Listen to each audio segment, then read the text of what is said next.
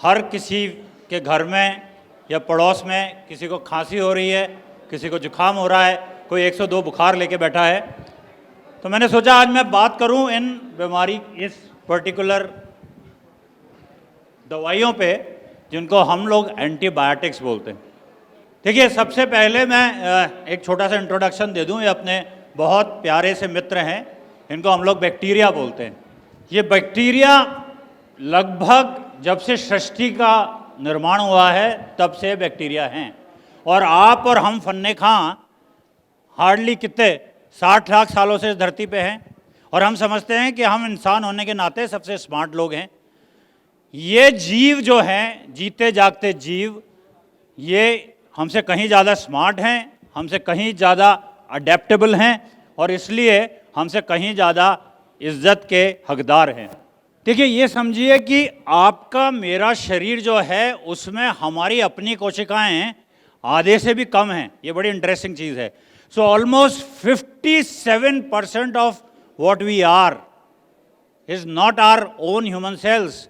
हमारी शारीरिक कोशिकाएं, अगर आप देखेंगे मेरे शरीर के चारों तरफ जितने बैक्टीरिया हैं, मेरे अंदर मेरे पेट में जितने बैक्टीरिया हैं, वो लगभग टोटल 57% हैं, और मेरा अपने सेल्स 47% हैं। So there are almost much more 40 trillion bacterial cells around us. तो ये बहुत इंपॉर्टेंट है ये समझना कि बैक्टीरिया एक लिविंग है, एक कोशीय है अगर मैं हिंदी में बात करूं तो, और इतने छोटे होते हैं कि अगर मैं 1000 बैक्टीरिया को साथ रखूं तो एक आपके पेंसिल इरेजर से भी छोटे पाए जाएंगे। सारे बैक्टीरिया बुरे हों ये महत्वपूर्ण नहीं है, कुछ अच्छे भी होते हैं। बहुत सारे बैक्टीरिया अगर अपने पेट में होते हैं, और अगर आज बैक्टीरिया नहीं हो तो आप और मैं जिंदा ना रहें। They digest food, they absorb nutrients. बहुत सारे विटामिन्स जो हमारे बॉडी में बनते हैं वो बैक्टीरिया पैदा करते हैं, B6, B12। तो ये इम्पॉर्टेंट है कि बैक्टीरिया को बुरा ही न माना जाए। They protect us against dangerous relatives. उनके अपने जो रिश्तेदार हैं, जो खतरनाक रिश्तेदार हैं, एक ही बैक्टीरिया हमें दूसरे बैक्टीरिया से बचाता भी है। दे प्रोड्यूस एसिड्स जो दूसरे बैक्टीरिया को बढ़ने से प्रिवेंट करते हैं, और वो हमारे इम्यून सिस्टम को स्टिमुलेट भी करते हैं। क्यों इम्पॉर्टेंट है आज एंटीबायोटिक्स की बात करना? मैं यहाँ किसी मजबूरी में एंटीबायोटिक्स की बात कर रहा हूँ, क्योंकि हम जहाँ इस समय खड़े हैं हमारे काल में, हम फिर वहीं जा रहे हैं जहाँ हम 20th सेंचुरी से पहले थे।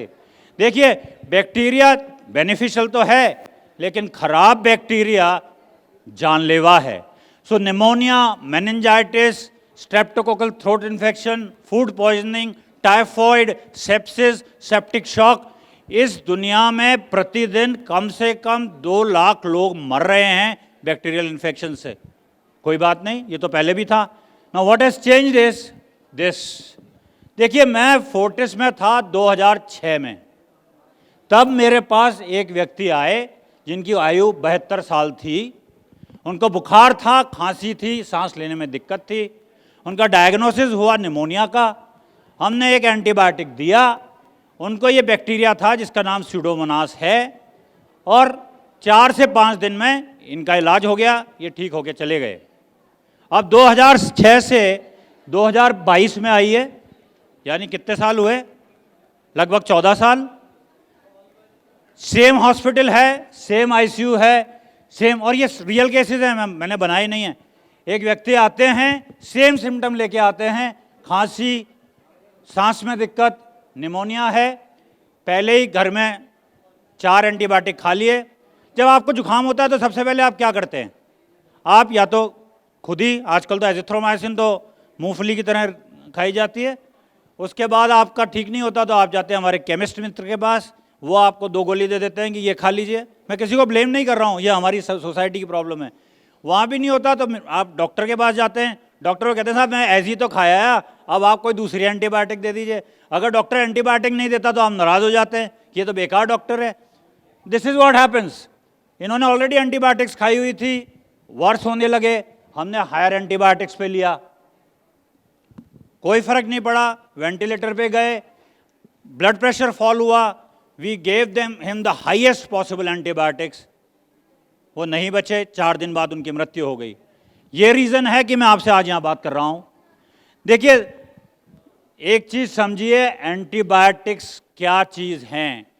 एंटीबायोटिक बैक्टीरिया के अगेंस्ट उनको मारने के लिए बनी हुई दवाई हैं। आज इस पूरे हॉल में से अगर आप ये एक मैसेज लेके चले जाते हैं तो मैं कहूँगा बहुत बड़ा अच्छा होगा ये। They are chemicals which help our immune system fight and kill the bad bacteria. They slow the growth of bacteria and help us recover quickly. अब एक मज़ेदार घटना बताता हूँ, एंटीबायोटिक्स आए कैसे। एक साहब थे अलेक्जेंडर फ्लेमिंग, इंग्लैंड में, तो ये रिसर्च कर रहे थे इस पे। तो इन्होंने क्या किया, जैसे बैक्टीरिया हम ग्रो करते हैं इन ऐसी डिश पे जो इनके हाथ में, पेट्री डिश, तो ये पेट्री डिश में इन्होंने एक मरीज का सैंपल लगा के, फिर ये बोर हो गए थे, बोले मैं छुट्टी पे जा रहा हूँ। 2 दिन छुट्टी पे चले गए और गलती से भूल गए कि उस पेट्री डिश को इंक्यूबेटर में रखना भूल गए। जब वो लौट के आए तो उन्होंने देखा कि उस पेट्री डिश पे कुछ फफूंदी यानी मोल्ड्स हो गए आए थे। और मज़ेदारी बात यह थी कि जहाँ जहाँ वो फफूंदी थी उसके आसपास बैक्टीरिया ग्रो ही नहीं कर रहा था। सो ही रियलाइज्ड कि ये कोई ऐसा रसायन है इस फफूंदी में जो बैक्टीरिया को मारता है। ये पहला एंटीबायोटिक था जो सन 1928 में इन्होंने डिस्कवर किया, जिसको नाम दिया गया पेनिसिलिन का। और ये पेनिसिलिन वो वंडर ड्रग था जो जिसने करोड़ों लोगों की जान बचाई। So these are the big. आज तक अगर पहिए के बाद कोई बड़ा एडवांस हुआ है तो मैं कहूँगा एंटीबायोटिक का हुआ है। डेली कितने करोड़ों लोग बचते हैं इससे। But if you look at this, ये पूरा एंटीबायोटिक का इवोल्यूशन है। कहाँ से शुरू हुआ? 20th सेंचुरी से पहले करोड़ों लोग मरते थे। मेरे जो सीनियर फ्रेंड्स यहाँ बैठे हैं, दिल रियलाइज, आपने पढ़ा होगा, कॉलेरा से, हैजा से इतने लोग मर गए, तपेदिक से इतने लोग मर गए। 1928 में फ्लेमिंग ने एंटीबायोटिक की खोज की। 1941 से 1962 का टाइम गोल्डन पीरियड है एंटीबायोटिक का, जब बहुत सारे एंटीबायोटिक आए। लेकिन अब हार्डली, मैं 22 साल से प्रैक्टिस कर रहा हूँ, एक भी नई क्लास ऑफ एंटीबायोटिक नहीं आई है। और एंटीबायोटिक के अगेंस्ट सारे बैक्टीरिया सेंसिटिव, रेजिस्टेंस हो गए हैं। Microbial resistance is a major problem.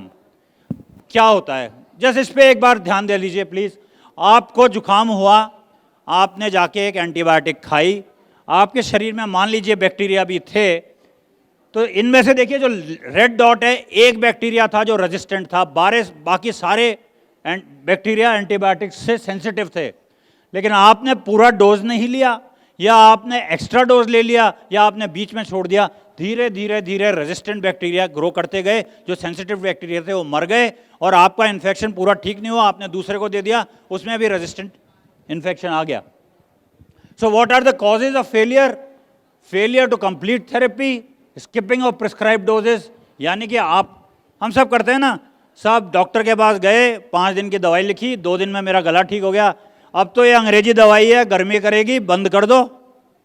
2 दिन बाद आपने बंद कर दी। जो बैक्टीरिया मर गए, 90% बैक्टीरिया मर गए, जो 10% बचे, दे बिकम रेजिस्टेंट। फिर अगली बार जब आपको इन्फेक्शन होगा तो वही बैक्टीरिया इन्फेक्शन करेगा, एंड फिर इसका इलाज नेक्स्ट लेवल पे जाएगा। स्किपिंग ऑफ प्रिस्क्राइब डोज, 3 बार दवाई दी डॉक्टर साहब ने, लेकिन बहुत गर्म दवाई थी, मैंने तो 2 ही बार खाई। देखिए, इट्स नॉट पॉसिबल।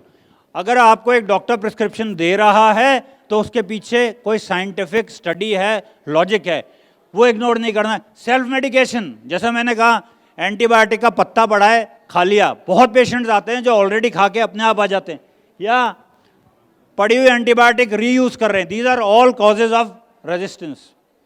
एक मैसेज मैं फिर कहूँगा, for viral infections please, there is no role of antibiotics. Antibiotic पे बात चल रही थी, बहुत सारी चीज़ों पे बात चल रही थी, खासकर बैक्टीरिया, वायरस एंड ऑल। आज की डेट में सर्दी जुकाम होता है, हम डॉक्टर के पास नहीं जाते हैं, सीधे केमिस्ट के पास जाते हैं, उससे दवाई लेते हैं और अपने आप को ठीक करने की कोशिश करते हैं। एक मिथ है एंटीबायोटिक को लेके, और बहुत सारी चीज़ें जो लोगों के बाद अगर डॉक्टर्स के पास भी जाया जाता है तो वो कहते हैं सर आप इतनी एंटीबायोटिक खा रहे हैं, आपकी बॉडी हार्म हो रही है, ये सारी चीज़ें हो रही है। तो इस पे क्या खास बात कहना चाहते हैं?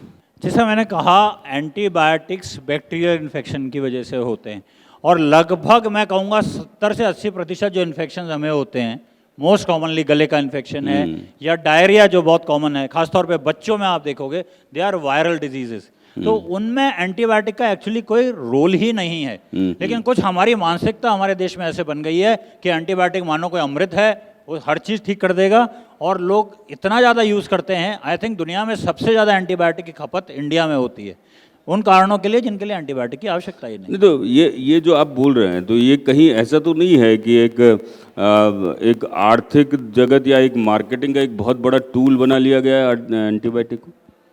देखिए, मैं इसके लिए सिर्फ एक ये भी हो सकता है, लेकिन इसके लिए मैं एक व्यक्ति को या एक संस्था को जिम्मेदार नहीं ठहराऊंगा।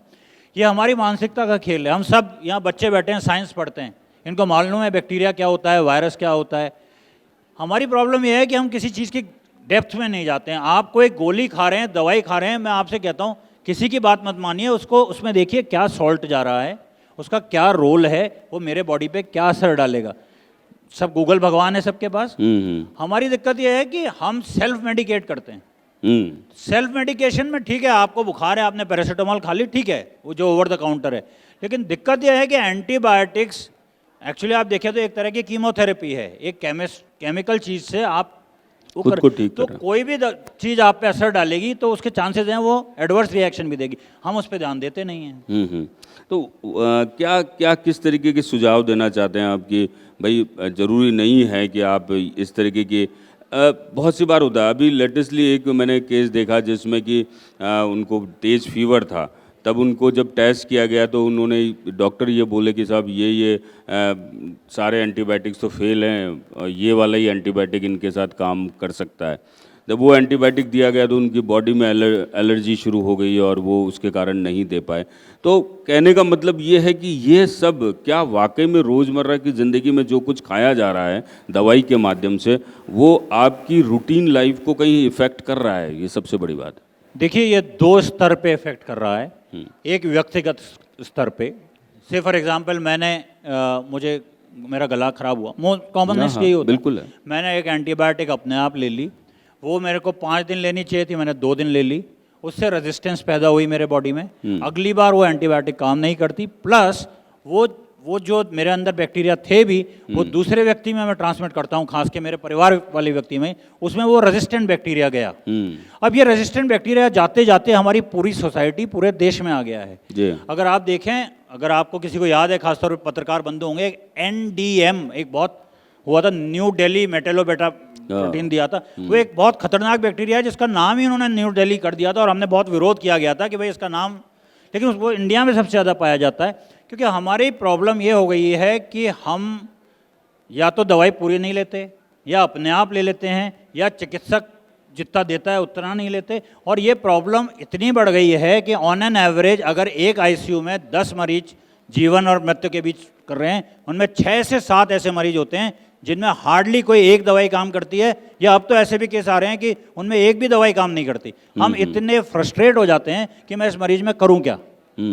तो ये बहुत ज़रूरी है ऐसे मंच पे हम ये मैसेज दें कि ये एक महामारी है, और ये दुनिया में सबसे ज़्यादा भारत में है, और ऐसा माना जा रहा है कि 2050 तक प्रति वर्ष कम से कम 10 लाख लोग मरेंगे ये रेजिस्टेंस की वजह से। दूसरी बात बताता हूँ, देखिए आपने इकोनॉमी की बात की। आज अगर मैं एक किसी फार्मा कंपनी का मालिक हूँ तो मैं उस दवाई में पैसा लगाऊंगा जिसमें मेरे को ज़िंदगी भर रिटर्न मिले, क्योंकि एक दवा डेवलप करने में करोड़ों रुपया लगता है। तो कौन सी ऐसी दवाई होगी जो ज़िंदगी भर दे, कि वो कोई डायबिटीज़ की बीमारी की हो या ब्लड प्रेशर की हो। एंटीबायोटिक में लगाऊंगा तो उसको 5 दिन, 7 दिन, 10 दिन, 12 दिन में मरीज ठीक हो जाएगा। मरीज ठीक हो गया तो लेना बंद कर देगा। तो दुनिया भर में एंटीबायोटिक पे रिसर्च ही बहुत कम हो रही है। Nobody wants to spend money. तो इसीलिए ये बहुत इंपॉर्टेंट है कि हम रियलाइज, आज की तारीख में हमारे पास जो व्यक्ति मर रहा है उसको देने वाले एंटीबायोटिक जो हम दे रहे हैं वो सारे वो हैं जो 1950, जैसे कोलेस्टिन या बहुत सारे जो 1900, आप देखें सेप्ट्रान पहले बहुत चलती है, अब सेप्ट्रान लौट के आ रही है क्योंकि कोई नई एंटीबायोटिक नहीं है। 20, 25, 30 साल लोगों ने नहीं खाई तो बैक्टीरिया भी भूल गया, अब उस पर असर कर रही है। तो पुरानी एंटीबायोटिक आ रही है, नई एंटीबायोटिक पर रिसर्च ही नहीं हो रही है। तो इसीलिए ये खतरे की घंटी है साहब, and this is why we need to be very sensitive. मतलब आज की डेट में हर घर में एक डब्बा मिल जाएगा जिसमें दवाइयाँ पड़ी में होगी। थोड़ा सा भी सर में दर्द हुआ, सेरिडोन खा ली, थोड़ा सा कुछ और हुआ, और पैरासीटामोल तो नॉर्मल दवाई है जो लोग चलते फिरते खा लेते हैं, ब्रूफेन हो गई, और भी बहुत सारी ऐसी मेडिसिन हैं। ये कहीं ना कहीं आपकी आम जिंदगी के किडनी, लीवर, बाकी फंक्शंस पे असर करती है? निश्चित तौर पर करती है, क्योंकि कोई भी चीज़ जो असर करेगी वो उसमें वो क्षमता होगी कि वो नुकसान भी पहुंचा पाए। इसीलिए मैं कहता हूं जो भी दवाई, देखिए पैरासीटामोल हम इसलिए भी माफ़ कर देते हैं, दुनिया भर में ओवर द काउंटर मिलती है कि पैरासीटामोल जब तक एक सीमा से ज़्यादा न लें नुकसान नहीं करती। लेकिन आप देखें अमेरिका वगैरह में पैरासीटामोल पॉइजनिंग बैन एक है। बहुत बड़ी प्रॉब्लम है, बैन क्योंकि है। अगर आप एक पैरासीटामोल 500 मिलीग्राम की गोली 6 खा लोगे तो आपका लिवर खराब करेगी। और अब हम केस देखने लग गए हैं जहाँ पे पैरासीटामोल पॉइजनिंग लेके लोग आते हैं, क्योंकि किसी, जैसा अभी हमने मानसिक स्वास्थ्य पे डिस्कशन किया, किसी के पास टाइम नहीं है इतना ये देखे कि मैं क्या खा रहा हूँ, दर्द हुआ पत्ता खोला खा गए। नहीं, पर डॉक्टर साहब सबसे बड़ी बात है, आज की दौड़ में, जिस दौड़ में आदमी जी रहा है, उस दौड़ में उस आदमी को अगली 1 घंटे बाद के बहुत सारे टास्क हैं, उसको उसके लिए जीना है, उसको उसके लिए भागना है, तो वो करेगा क्या? अपने आज की डेट में मेरे बैग में कम से कम 14 दवाई मिल जाएगी आपको, एंटी एसिड मिल जाएगी आपको, एक पैरासीटामोल मिल जाएगी, एक दर्द की दवाई मिल जाएगी, तो करेगा क्या आदमी? मैं मानसिक स्वास्थ्य का विशेषज्ञ नहीं हूँ, बट मैं ये कहूँगा ये समझिए, जान है तो जहान है। आप जीना चाहते हैं तो दवाई लेके जी रहे हैं, वो जीवन नहीं है। वो कुछ समय के लिए आपको आराम दे देगी। आपकी अगर कमर दुख रही है तो वो पैरासीटामोल या डाइक्लोफेनेक ठीक नहीं करने वाला। वो जो संवेदना है दर्द की उसको हर लेगा कुछ समय के लिए, लेकिन आपको उसमें जाना पड़ेगा कि कल मैंने जोर से बाल्टी उठाई थी तो कुछ खिंच तो नहीं गया है, मैं रेस्ट करूं, मैं एक्सरसाइज करूं। एक चीज़ अच्छी है, देखिए हम नेगेटिव बोलते हैं, बट आप रियलाइज़ करें ना करें, कोविड के बाद से हम सब हेल्थ के बारे में कम से कम बात तो करने लगे हैं। अब मैं बच्चों को देखता हूँ, इतनी साइकिलिंग हो रही है, इतनी एक्सरसाइज हो रही है, that is a good sign. Yoga, अब तो पूरी दुनिया योग से योगा हो गया। तो मेरा मानना यह है कि हमें रूट कॉज एनालिसिस करना ज़रूरी है कि ये असुविधा या ये डिस ईज जो हो रही है इसका कारण क्या है। चलिए, थैंक यू डॉक्टर साहब, बहुत बहुत धन्यवाद आपका हमें इतनी महत्वपूर्ण जानकारी देने के लिए।